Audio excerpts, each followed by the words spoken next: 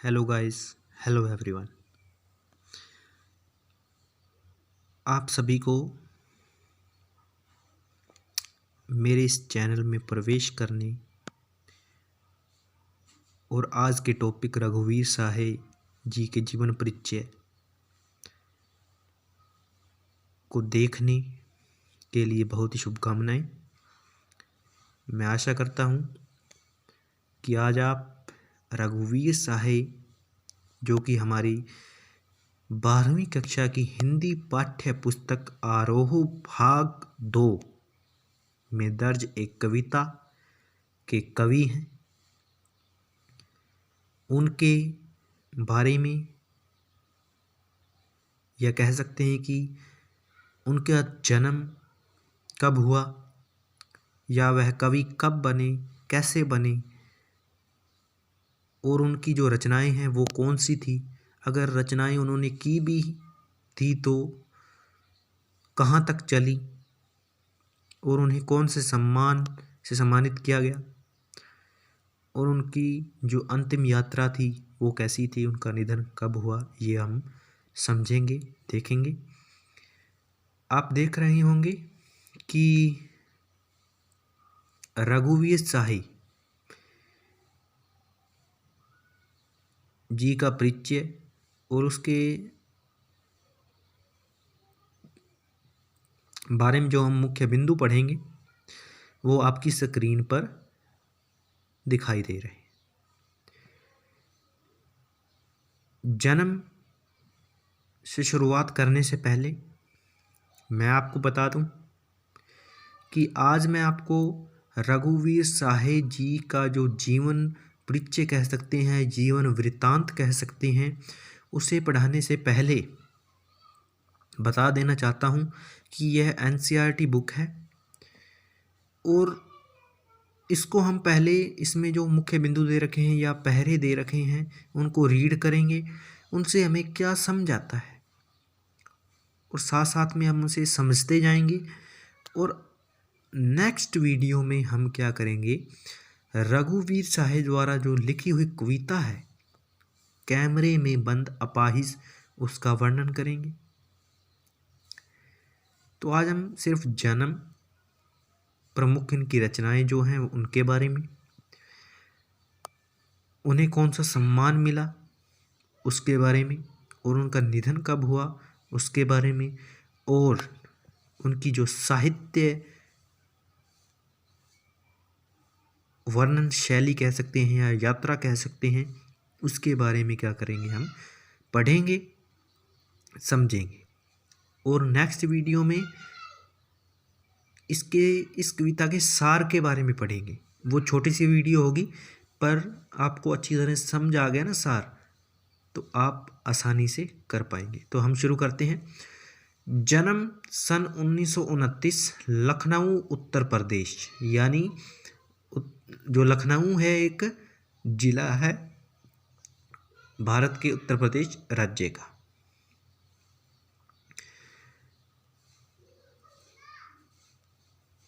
तो आपको जीवन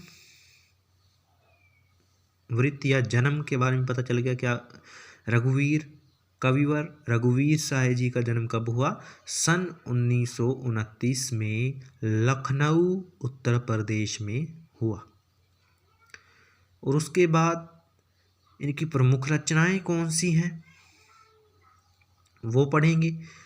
कि अज्ञेय द्वारा संपादित दूसरा शपथ 1951 में, आरंभिक कविताएं, महत्वपूर्ण काव्य संकलन, सीढ़ियों पर धूप में, आत्महत्या के विरुद्ध, हंसो हंसो जल्दी हंसो, ये सभी क्या है इनकी प्रमुख रचनाएं हैं।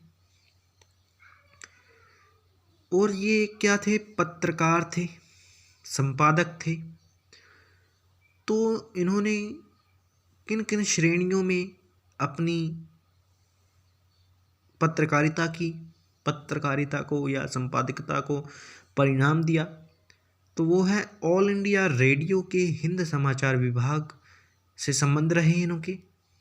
यानी ये कहाँ पत्रकारिता करते थे? ऑल इंडिया रेडियो के जो हिंद समाचार विभाग है ना, उसमें इन्होंने कार्य किया। फिर हैदराबाद से निकलने वाली पत्रिका कल्पना और उसके बाद दैनिक नवभारत टाइम्स तथा दिनमान से संबंध रहे। और इन्होंने क्या क्या है देखो कि इन्होंने हैदराबाद से निकलने वाली जो पत्रिका है ना कल्पना, और उसके बाद जो दैनिक नवभारत टाइम्स है और दिनमान है, इनमें भी क्या है अपनी पत्रकारिता का बहुत बड़ा पैमाना दिया है। तो इसी के साथ क्या है इनकी प्रमुख रचनाएं भी हमने पढ़ ली कि सीढ़ियों पर धूप में, आत्महत्या के विरुद्ध, हंसो जल्दी हंसो, पत्रकारिता, और जो इन्होंने अपनी संपादक जीवन में चलते जो पत्रकारिता से जुड़े रहे, उनमें किन किन स्तरों पर इन्होंने कार्य किया है, कहाँ का कार्य किया है, ये भी बताया है कि हैदराबाद से निकालने, हैदराबाद में जो कल्पना जो पत्रिका थी उसमें भी उन्होंने कार्य किया है, भारत टाइम्स में भी उन्होंने कार्य किया है, और दिनमान भी उनके संबंध रहे हैं। इन्होंने ऐसी प्रमुख रचनाएं की, कहानियाँ लिखी।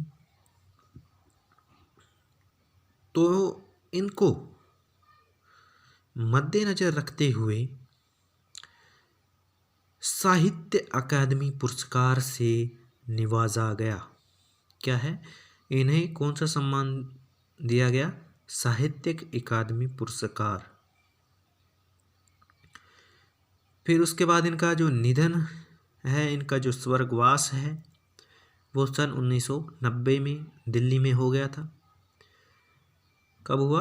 अगर आपसे पूछा जाए कि उनका जन्म कब हुआ, तो 1929 में लखनऊ उत्तर प्रदेश में, और निधन सन 1990 में दिल्ली में। ये बस मुख्य बिंदु आप याद रखिए, ज़्यादा आपको गहराई में बढ़ने की ज़रूरत नहीं है।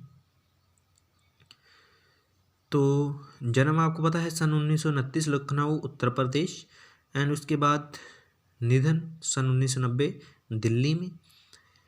अब आगे रीड करते हैं। ये दो पंक्तियाँ लिखी हुई हैं, कुछ होगा अगर मैं बोलूँगा, न टूटे तिलस्म सत्ता का, मेरे अंदर एक कायर टूटेगा। अब रघुवीर साहे जी जो हैं कहते हैं, ये तो हमने पढ़ लिया कि रघुवीर साहे एक पत्रकार थे। अब वह पत्रकारिता करते थे बहुत ईमानदारी से, बहुत ही लगाव से, और इस पहलू से देखते हुए उन्होंने कई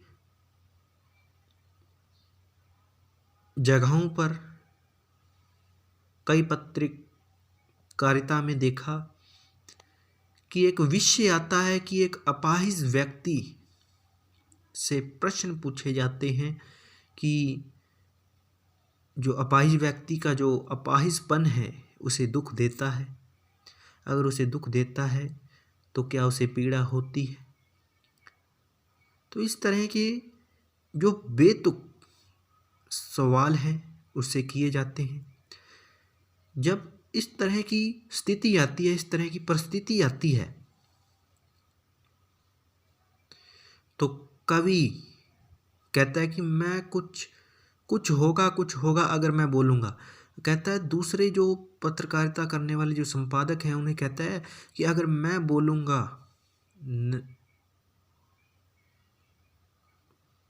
तो कुछ ना कुछ ज़रूर होगा। कहने का मतलब है कि अगर मैं बोल पड़ा, अगर आप एक अपाहिज व्यक्ति से इस तरह से प्रश्न पूछेंगे, उसके दुख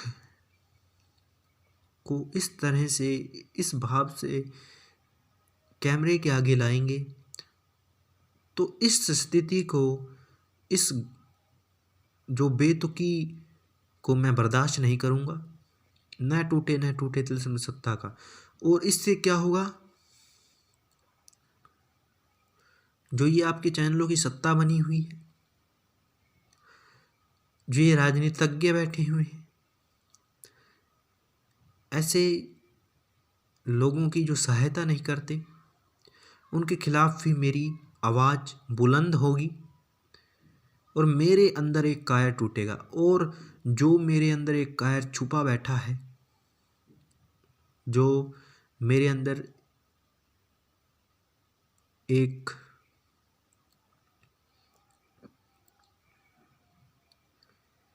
लोगों के प्रति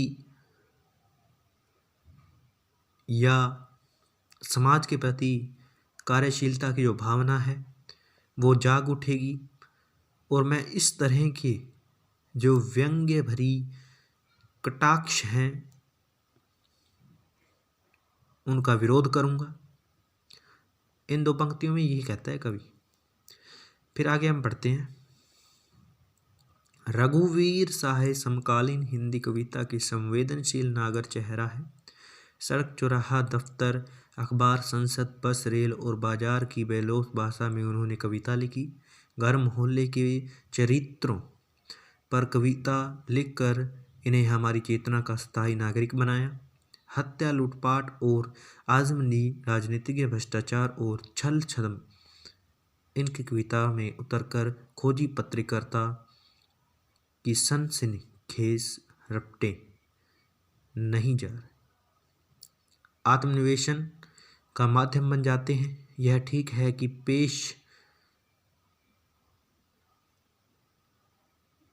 पेशे से वे पत्रकार थे, लेकिन वे सिर्फ पत्रकार ही नहीं, सिद्ध कथाकार और एक कवि भी थे। कविता को उन्होंने एक कहानीपन और एक नाटकीय वैभव दिया। जातीय व्यक्तिगत स्मृतियाँ उनके यहाँ नहीं के बराबर है, इसलिए उनके दोनों पांव वर्तमान में ही गड़े हैं। बावजूद इसके मार्मिक उजास और व्यंग्य बुझी खुरदरी मुस्कानों से उनकी कविता पटी पड़ी है।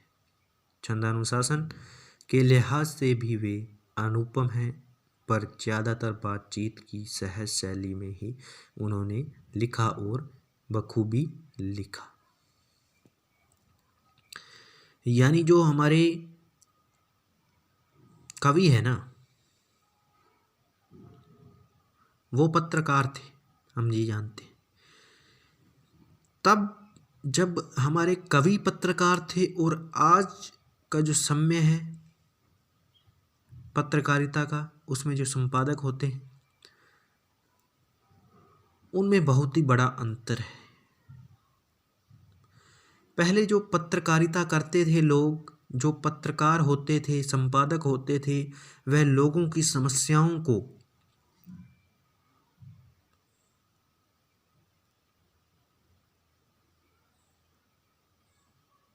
संविधान के सामने, नियमों के सामने या सरकार के सामने पेश करते थे। और ऐसा भी होता था कि सरकार को, संविधान को पत्रकार जो है, जो संपादक है, उसकी जो समस्या, लोगों की समस्या उसके द्वारा जो लाई गई है उसको मानना पड़ता था और वह लोगों को उनका हक दिलाकर ही क्या है, चैन की सांस जो है ले पाते थे या लेते थे। और आज की पत्रकारिता में क्या है कि एक अपाहिज व्यक्ति, एक अपंग व्यक्ति जो कि अपने विकास के लिए कुछ नहीं कर सकता, कार्य नहीं कर सकता, उसकी सहायता किए बिना उसके दुख को और ज़्यादा बढ़ा रहे हैं हमारे ये पत्रकार। ऐसी स्थिति को कविवर रघुवीर साहे जी ने हमारी कविता कैमरे में बंद अपाहिज द्वारा दर्शाया गया है। और एक समाज को, एक समाज की बात नहीं करता मैं, पूरे संसार की बात कर रहा हूँ कि पूरे विश्व को यही प्रेरणा दी है कि वह लोगों की सहायता करें, जो अपंग व्यक्ति हैं उनकी सहायता करें और जनहित के लिए कार्य करें, मिलजुल कर रहें, समाज से जुड़े रहें और जो आपस में द्वेष हैं, द्वंद्व द्वेष जो हैं, उनको समाप्त कर मिलजुल कर रहें। इस तरह की अवधारणाओं से परिचित करवाने के लिए कवि रघुवीर साहे जी ने अपनी कविताओं में, अपनी लेखनी में जो है बिंदु दिए हैं। तो आज हमने पढ़ा कि रघुवीर साहे जी का जन्म सन 1929 लखनऊ उत्तर प्रदेश में हुआ। इनकी प्रमुख रचनाएं भी हमने पढ़ी, जैसे सीढ़ियों पर धूप में, आत्महत्या के विरुद्ध, हंसो हंसो जल्दी हंसो, पत्रकारिता जो उन्होंने की इंडिया ऑल रेडियो के हिंदी समाचार विभाग से संबंध रहे थे उनके, और हैदराबाद में उन्होंने कल्पना जैसी जो पत्रिका है उनसे भी जुड़े रहे, और दैनिक जो नव भारत टाइम्स हैं और दिनमान से संबंध रहे थे। और उन्हें किन जो साहित्यिक अकादमी पुरस्कारों से क्या है सम्मानित किया गया था, या किन पुरस्कारों से सम्मानित किया गया था, तो हम कहेंगे कि साहित्य अकादमी पुरस्कार द्वारा उन्हें सम्मानित किया गया था। और ये हमारे महान कविवर रघुवीर साहे जी सन 1990 में दिल्ली में थे, तो इनका निधन हो गया, स्वर्गवास हो गया। और आज भी उनकी कविताएं जनहित